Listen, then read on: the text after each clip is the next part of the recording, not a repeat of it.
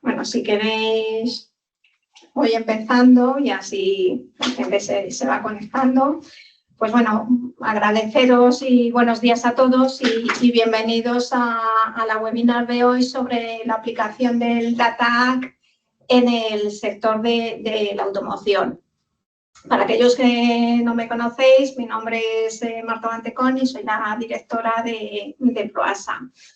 El tema que vamos a abordar hoy es un tema que tiene bastante relevancia en nuestro sector. Como sabéis, el Data Act entró en aplicación el pasado mes de septiembre y va a marcar un antes y un después en la forma en la que se gestionan los datos de los vehículos conectados.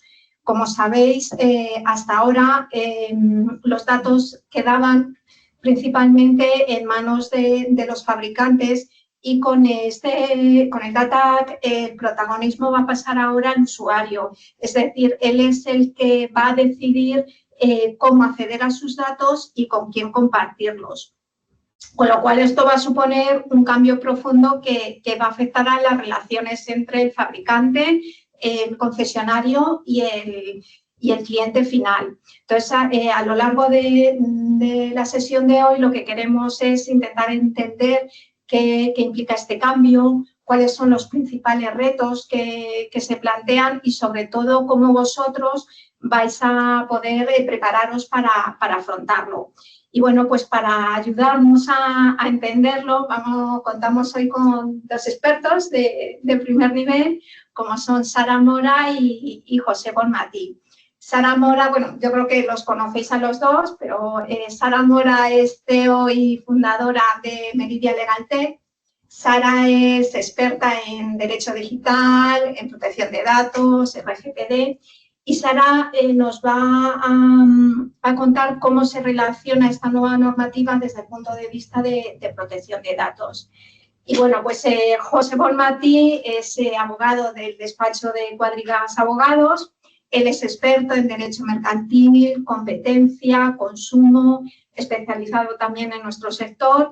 Y bueno, pues José nos va a explicar un poco el alcance y las principales novedades del Data Act. Tenemos por delante 35 minutos para hablar y exponer toda esta nueva normativa y al final pues íbamos a reservar unos 10 minutillos porque seguro que son muchas las dudas y las consultas que surgirán a lo largo de esta sesión.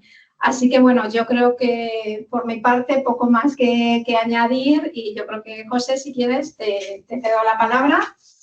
Vale, entonces vamos a compartir.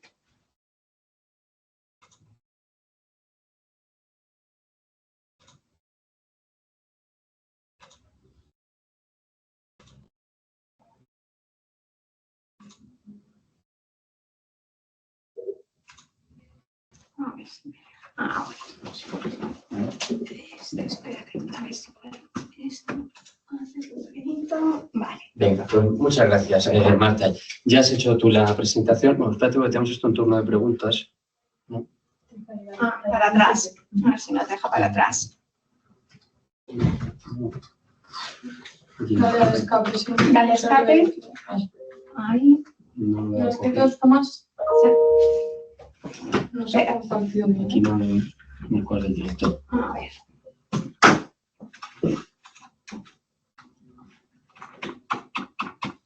Si no, igual con Rondón.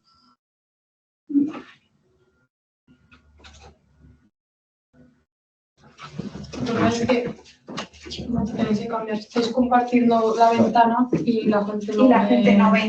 Vale, pues espera. Y volvemos.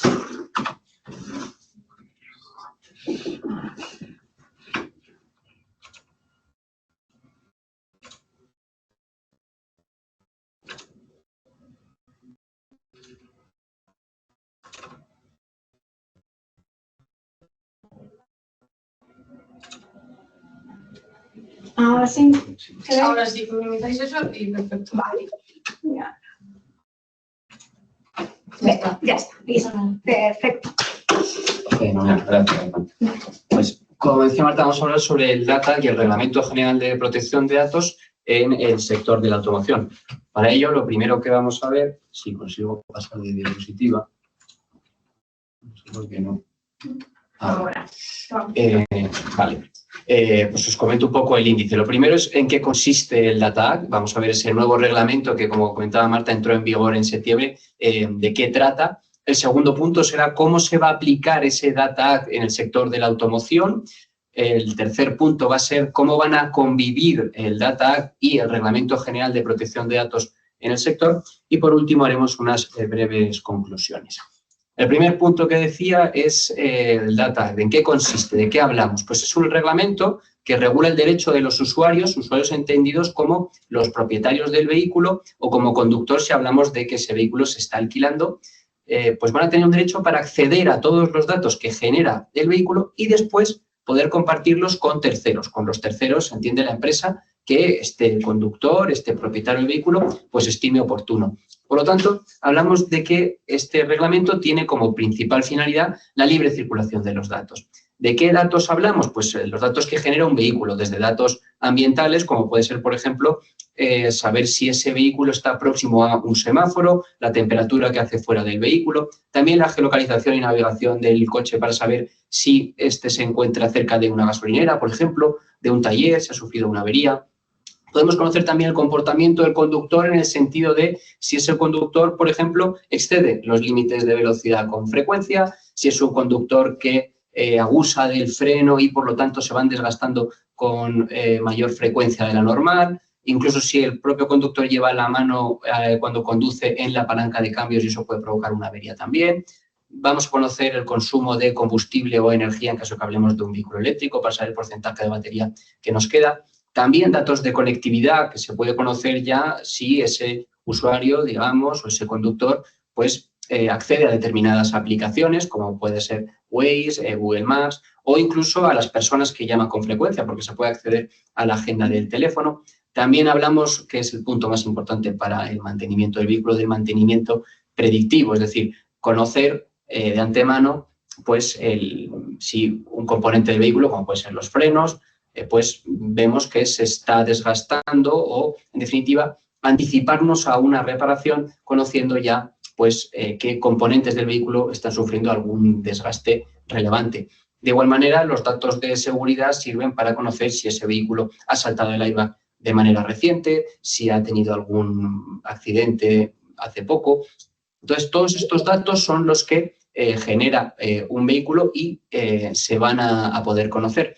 Lo relevante es quién está afectado, esta normativa, ¿a quién va a repercutir? Pues en primer lugar al fabricante, que es el que, valga la redundancia, fabrica ese vehículo que va generando una serie de datos.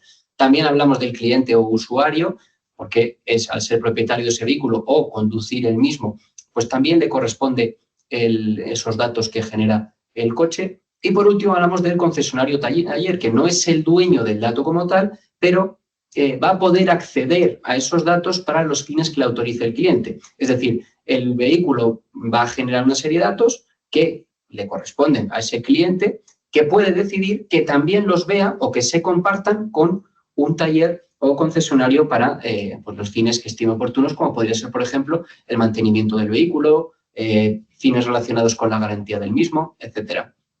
Pero lo más relevante de esta Data Act y su aplicación en el sector es que plantea una serie de preguntas que en algunas de ellas todavía no tenemos respuesta y luego veremos el por qué. Pero en la teoría está muy bien, en la práctica, como digo, hay dudas, como la que ponemos en primer lugar es si favorece a la competencia en el mercado.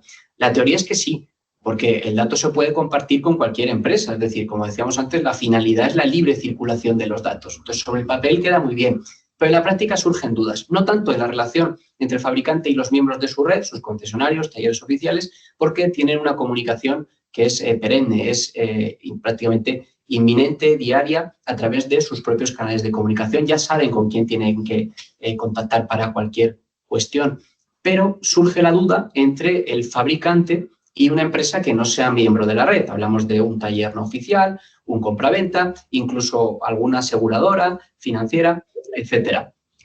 ¿Por qué comentamos esto? Porque si la comunicación no es fluida, puede verse en desventaja. Quiero decir que sabemos que por los canales de comunicación que existen, por la frecuencia de la comunicación entre fabricante y la red, la comunicación no va a haber ningún problema a la hora de pedir ese acceso a los datos, de poder verlos. Sin embargo, plantea dudas en la relación fabricante con una empresa con la que no trata en su día a día, que no es miembro oficial de la red y, por lo tanto, se podría ver en cierta desventaja. No porque el fabricante actúe en contra de la competencia, sino porque es mucho más sencillo comunicarse con un concesionario con el que está acostumbrado desde hace años que con una empresa que viene a pedir o acceder a unos datos de manera o de repente, vaya. Ahora bien, tampoco parece sorprendente que el fabricante, a la hora de atender las solicitudes, aunque esto no lo debería hacer, pues gestione primero las de la red, pues por cuestiones evidentes que son miembros de su red, ha firmado un contrato con ellos y, por lo tanto, al final son socios y le interesa que se atiendan las solicitudes lo antes posible, aunque eso implique dejar un poquito para después otras de aquellos que no son miembros de su red. Y en la práctica surgen dos preguntas muy importantes. La primera de ellas es cómo vamos a, ya sea el cliente o el concesionario, a hablar con el fabricante para pedir ver esos datos. ¿Cómo se va a comunicar? Es posible que, como decíamos, canales de comunicación internos se establezca alguno para que los miembros de la red y el fabricante comuniquen este tipo de cuestiones. Pero aquellas empresas que no sean miembros de la red, ¿cómo le van a pedir al fabricante el acceso a esos datos? Pues hemos visto algún fabricante de camiones en concreto que ya en su página web establece un formulario que se debe cumplimentar y enviar a un correo electrónico. Pero esto es simplemente un fabricante. Hay otros que no lo tienen implementado a día de hoy y podría haber otros métodos, pero este es uno que hemos visto. Pero la pregunta está ahí, ¿cómo lo van a hacer el resto de fabricantes? ¿Cómo vamos a pedir al fabricante el dato? Y el segundo es cómo el fabricante va a dejarnos ver esos datos. ¿Se va a hacer una plataforma en la que nos permitirán el acceso? ¿Se va a enviar a través de algún método? Pues surge la duda, porque al final el concesionario, taller o empresa destinataria de los datos tendrá que verlos, pero no sabemos qué medio va a emplear el fabricante para poder ver esos datos. También surge la cuestión de si el concesionario puede pedir los datos al fabricante sin el consentimiento del cliente. Aquí la respuesta es que no.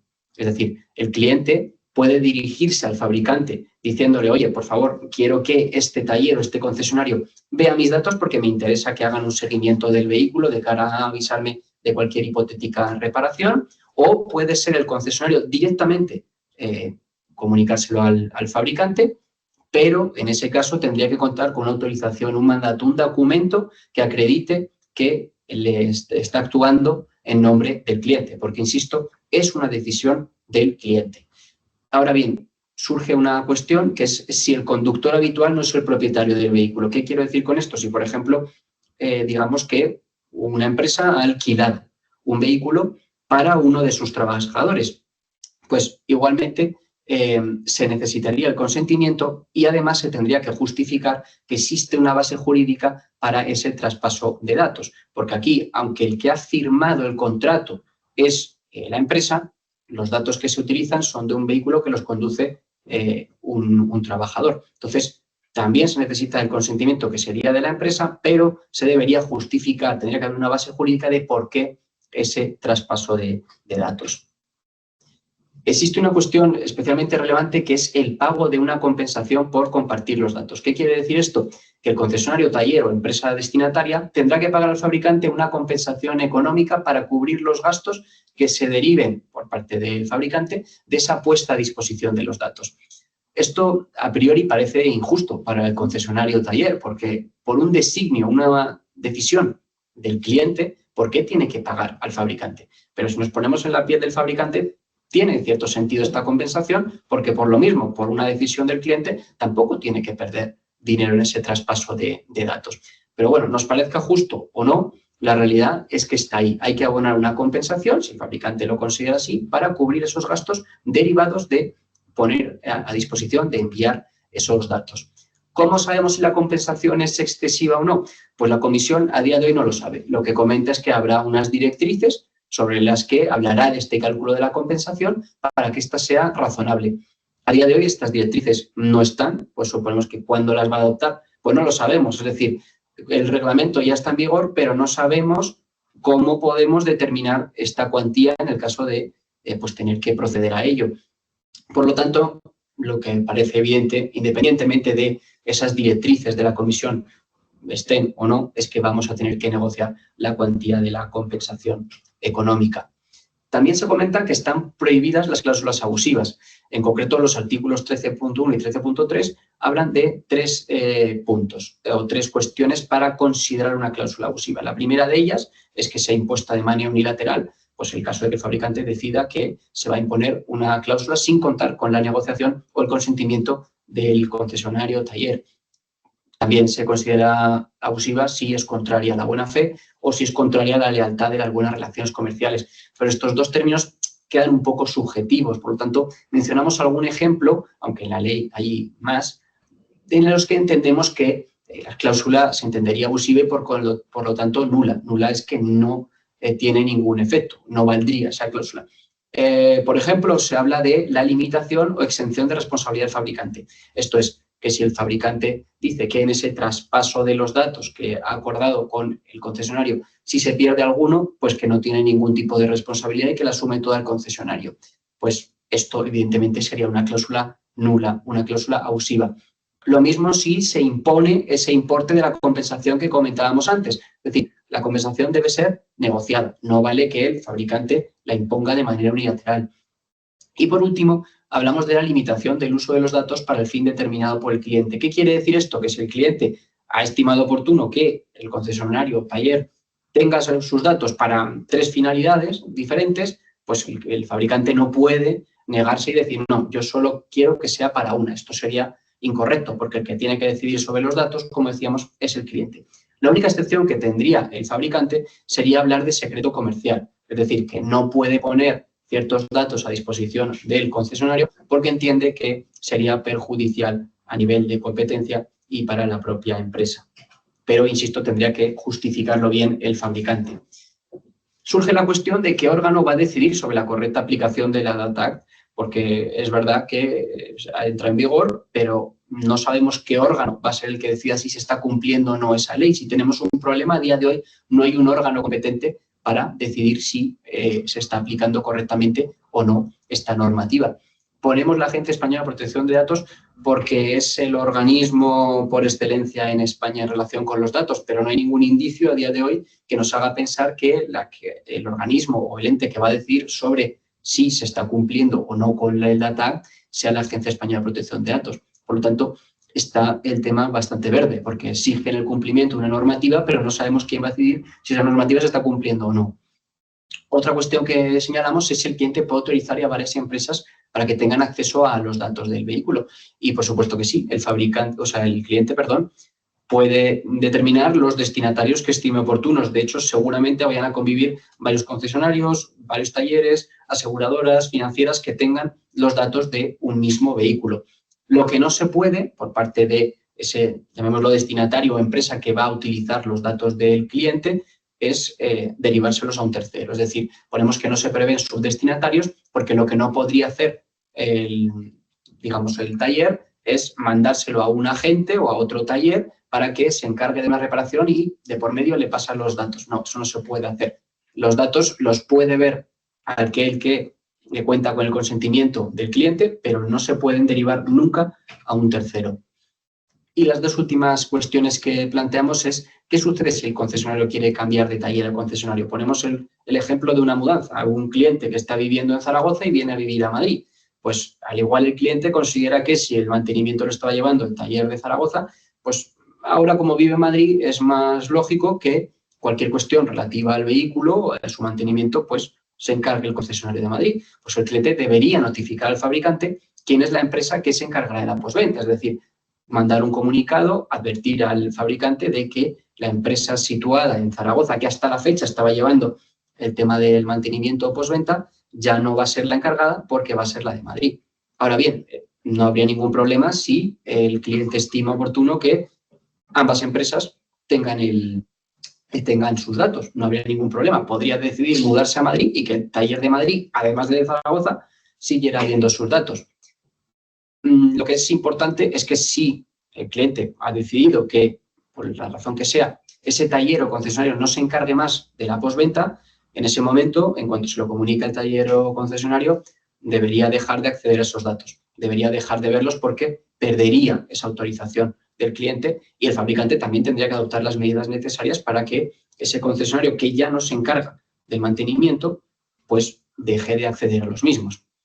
Y la última pregunta es, ¿qué sucede si el cliente vende el vehículo? Y esto es realmente complejo porque al pasar el vehículo o cambiar de propietario, el fabricante al nuevo dueño le tiene que dejar ver los datos que ha generado el vehículo, porque le interesará saber el estado de ese vehículo a nivel de si sufrió algún accidente, incluso si fue declarado siniestro, si tiene algún problema en algún componente del vehículo. Por lo tanto, el fabricante al nuevo dueño, digamos, o al que va a ser el nuevo conductor del vehículo, le tiene que permitir ver esos datos. La excepción son los datos personales del anterior dueño.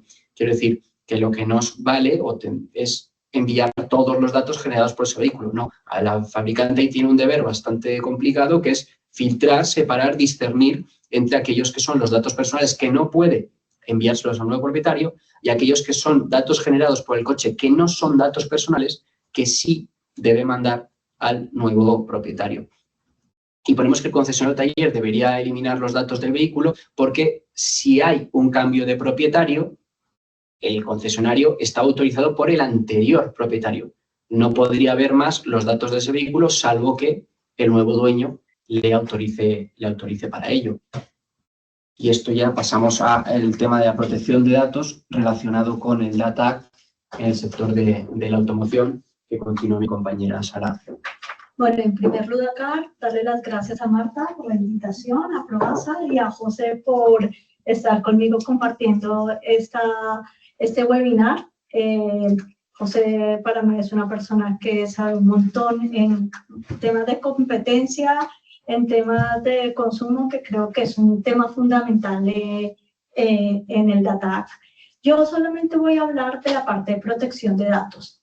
Y vamos a hacer aquí un paréntesis antes de entrar a hablar de la protección de datos, y es comentar que lo que regula este reglamento es todos los datos que genera la conectividad de cualquier producto o de cualquier servicio, y en este caso, para nosotros, del coche conectado. ¿Qué sucede? Que los datos que genera este producto o este servicio del que vamos a hablar, puede generar muchos datos, y los datos tenemos que dividirlos como en dos categorías para poder hablar de RGPD. Los datos que no identifican a una persona, en ese caso lo sacamos del RGPD, no le aplicaría Reglamento General de Protección de Datos, pero obviamente sí le aplicaría Data Act. Y por otro lado estamos en este conjunto de datos que va a poder identificar a una persona física. En ese momento estamos bajo el paraguas del RGPD. Por lo tanto, hay un considerando dentro del Data Act que dice: ninguna disposición del presente reglamento debe aplicarse o interpretarse de manera que reduzca o limite el derecho a la protección de datos o a la privacidad. Esto nos resume algo que es muy importante, y es que el RGPD siempre se va a aplicar cuando estemos con datos de carácter personal. Esto es muy importante. ¿Por qué siempre se va a aplicar? Porque estamos hablando de un derecho fundamental. Por lo tanto, al ser el RGPD proteger un derecho fundamental, siempre se va a aplicar. Y si en un momento entra en conflicto las dos normativas, siempre vamos a hacer lo que diga el RGPD. Entonces, como veníamos diciendo, se tienen que aplicar todos los principios. Y hay un principio que aquí cobra un protagonismo especial. Y es el principio de la protección desde el diseño y por defecto.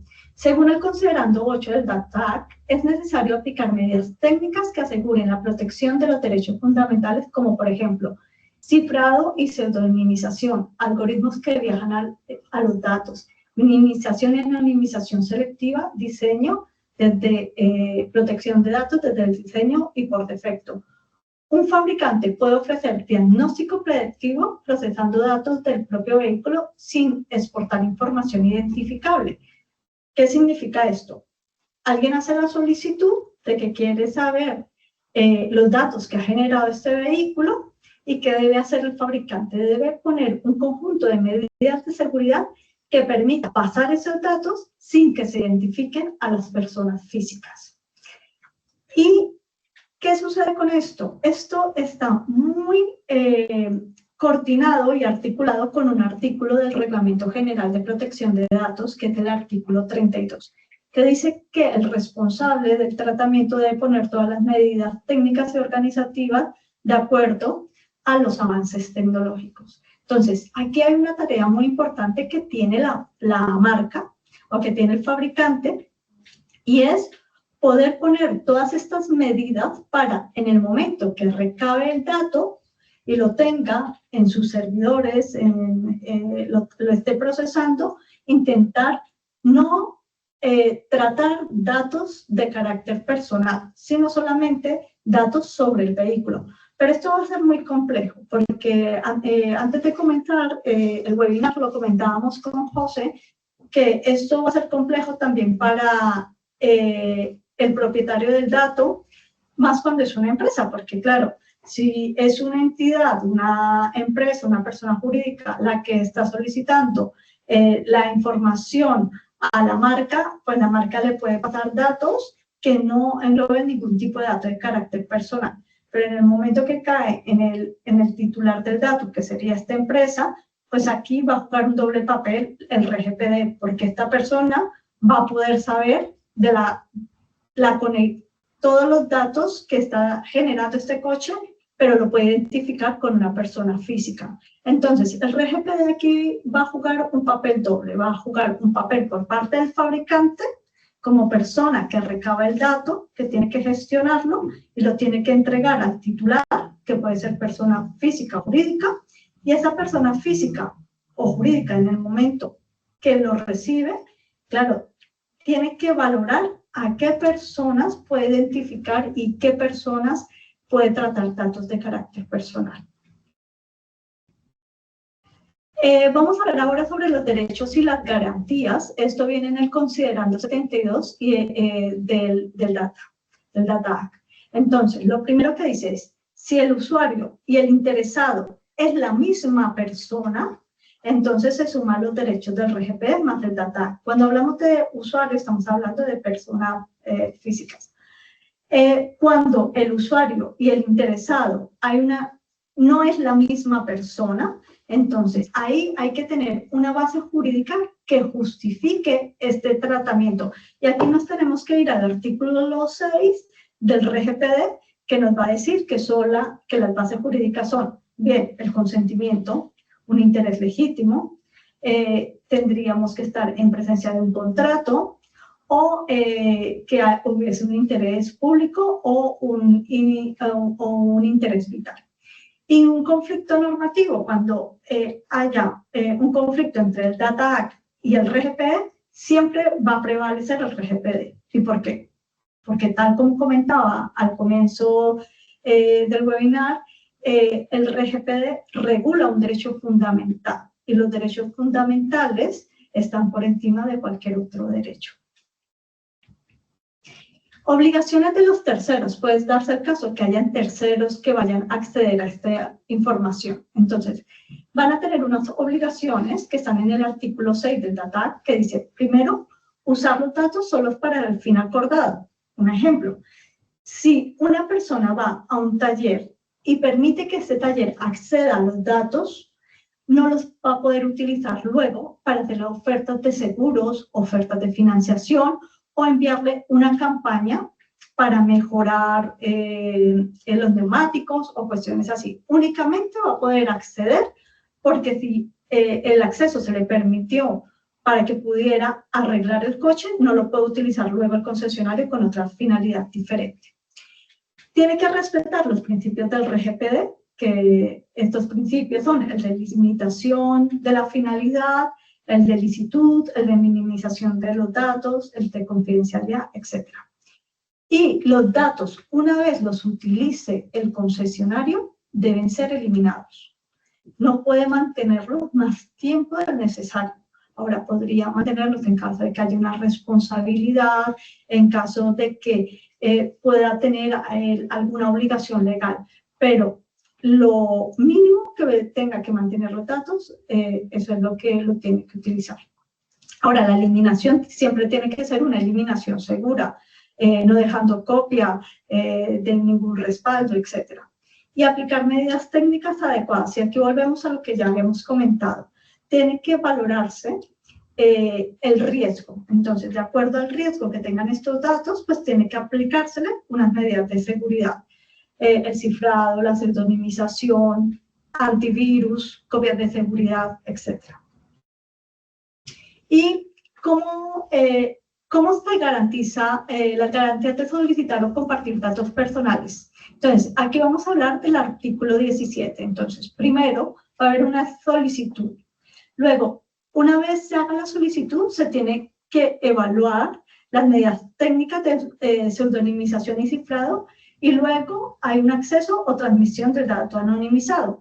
Esta es la cadena que tiene que hacer la marca o el fabricante en el momento de que le llegue una solicitud. Le llega la solicitud, tiene que valorarla y tiene que hacer un envío con todas las medidas de seguridad para evitar cualquier brecha de seguridad, que las brechas o incidentes de seguridad, si no tiene datos de carácter personal, puede ser que no se considere una brecha, pero sí puede ser un incidente y esos datos puedan sufrir algún robo, etcétera, que no puede afectar siempre la protección del dato, porque no siempre van a haber personas implicadas, pero sí se pueden perder datos que van a ser muy importantes.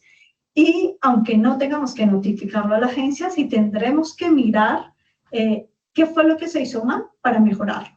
Entonces, lo primero que tiene que hacer el fabricante una vez recibida la solicitud es evaluar las medidas técnicas y poner las medidas técnicas, que yo entiendo que la mayoría de los fabricantes ya deberían tener este procedimiento, y luego permitir el acceso a los datos. Este acceso a los datos debe hacerse bien sea el titular o a través de un tercero autorizado, como ya lo comentó José. Y tal como comentaba José, la autoridad competente, se debería nombrar una autoridad competente, una autoridad de control del Data, todavía no ha sido nombrada.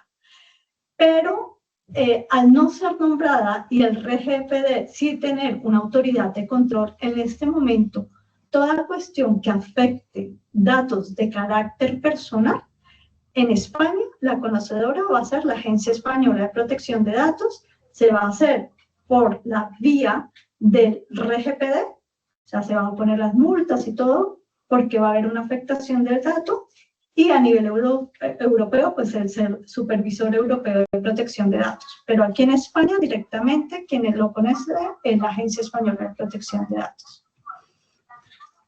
El Data va a ser una oportunidad tanto para abrir el mercado, pero sí requiere una transparencia y una responsabilidad por parte de las marcas, de transparencia, le va a dar control a las personas, pero ese control tiene una responsabilidad, porque imagínense que una persona solicite accesos a sus datos a diferentes entidades como aseguradoras, como financieras, etcétera. Y luego, una vez se termine la relación contractual, lo informe de cortar estos accesos al dato, las aseguradoras, las empresas, pues van a seguir permitiendo este acceso. Entonces, sí va a haber una transparencia, da un empuje a la transparencia, porque las personas van a tener más acceso a datos, le va a permitir el acceso a los datos al titular,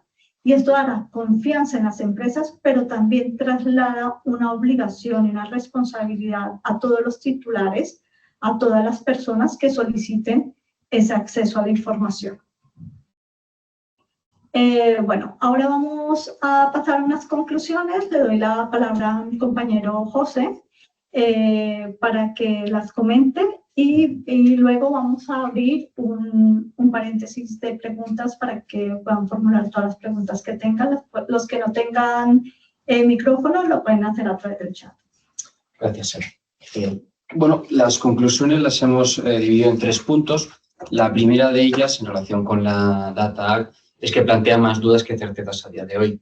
Es decir, sobre el papel, en la teoría, pues queda muy bien el reglamento, pero en la práctica hay una serie de cuestiones, como comentábamos, que no están claras, que no sabemos cómo se van a aplicar, etcétera. Por lo tanto, de ahí el segundo punto, la segunda conclusión, la necesidad de una ley específica, ya sea a nivel europeo o que la hagamos en España, para regular esta aplicación de la Data Act en el sector de la automoción, para saber si se van a tener que poner a disposición del cliente todos los datos, si va a haber un límite o no.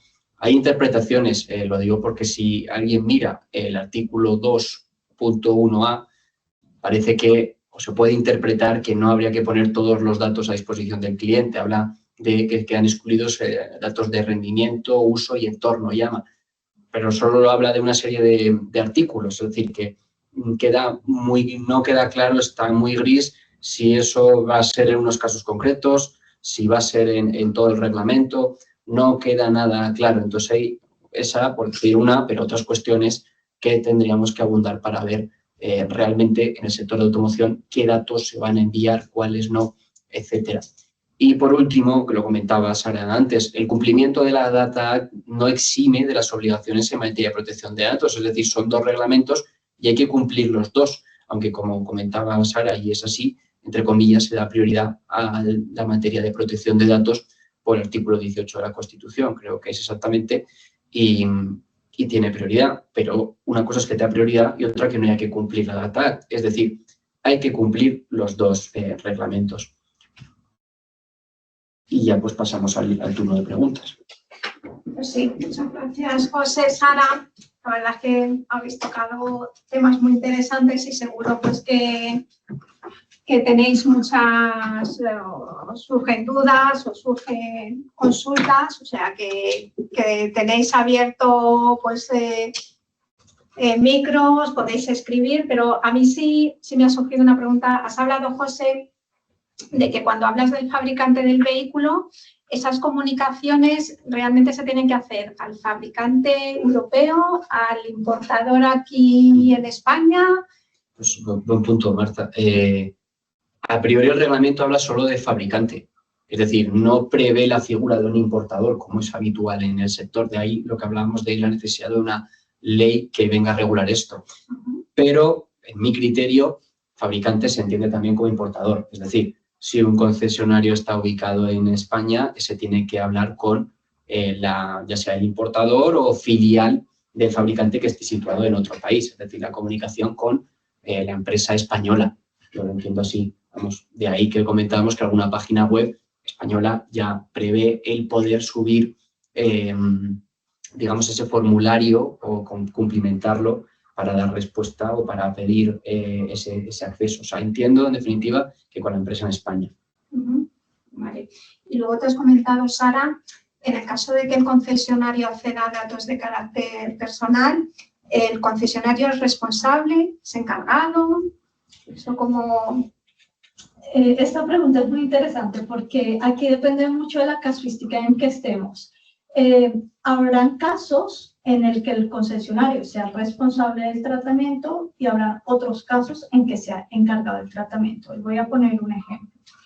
En el titular del dato, el cliente que dice, oye, quiero que me arreglen el coche y voy a solicitar a la marca que te permita el acceso a la información que ha generado mi vehículo, y en ese momento, cuando el titular permite ese acceso, es muy probable que sea responsable del tratamiento, porque él lo está tratando y tendrá que darle a cumplimentar unas cláusulas en materia de protección de datos, diciéndole que va a acceder a esta información con unas finalidades concretas y cumplir todo el RGPD, si eso puede identificar una persona física. Tenemos que siempre pensar si estamos en presencia de un dato de carácter personal, que puede ser que no lo sea. Pero pueden haber casos que accedamos a esa información como encargados del tratamiento porque estamos prestando a su vez un servicio a una aseguradora o a una financiera. Entonces, el concesionario va a entrar, pero no en nombre de la relación contractual que hay entre la aseguradora y el titular, sino va a entrar en nombre de la aseguradora. Entonces aquí tendrán que generarse unos contratos de encargado del tratamiento y habrán casos en los que ni siquiera sea el concesionario un responsable porque el titular del dato le ha permitido entrar en calidad de encargado, pero esto es más complejo. Entonces, tenemos que mirar cada una de las casuísticas, ver cuál es la finalidad del dato y evaluar si esa finalidad tiene la obligación el concesionario de ser responsable. Si lo está haciendo en nombre de un tercero, será siempre un encargado del tratamiento.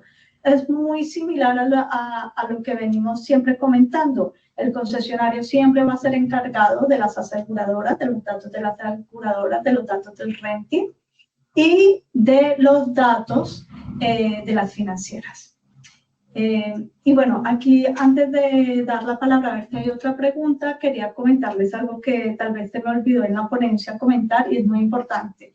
¿Cuál es el papel que juega el concesionario en todo el data? Aquí lo más importante es que la marca les diga cómo tienen que informar al cliente que hay o un portal o tienen unas políticas de data, porque el vendedor es el que tiene la obligación de informar sobre la conectividad del vehículo o del producto o del servicio y es el que tiene que dar la información. Entonces, lo que yo les recomendaría en este momento a los concesionarios es que verifiquen los documentos que están utilizando ahora de venta, los deberes de información, y verifiquen si hay algo que informe sobre que hay un portal o hay algo donde puede ir ese usuario final a consultar sobre el Data Act. Esa es la obligación principal que tienen en este momento los concesionarios. Y si no lo tienen, llamar a su marca y decirle, oye, que no está regulado el Data Act, dime qué le tengo que decir al cliente final. Entonces, yo creo que este es un punto muy importante que tal vez se me pasó cuando hablé del deber de información, aunque no es un deber de información en materia de protección de datos, sí es un deber de información al cliente por obligaciones del Data Act. No sé si tenéis alguna consulta que queráis trasladar, alguna duda.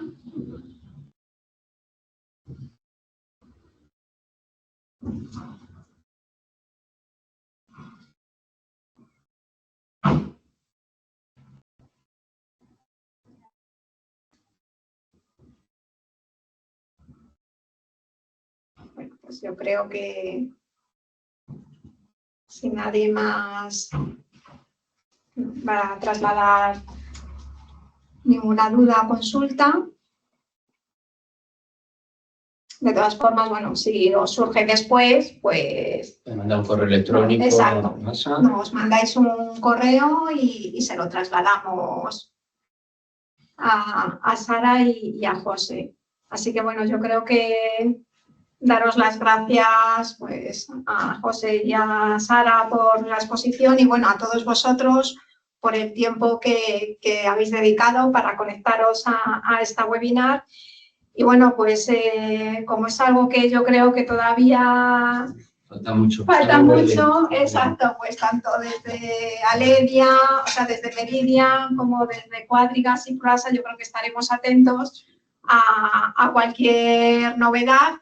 Y bueno, como he comentado antes, pues os compartiremos con todos vosotros esta webinar y seguro pues lo mismo, ahí os surgen dudas, con lo cual nos tenéis a vuestra disposición para cualquier duda o consulta. No sé qué, pues muchísimas gracias.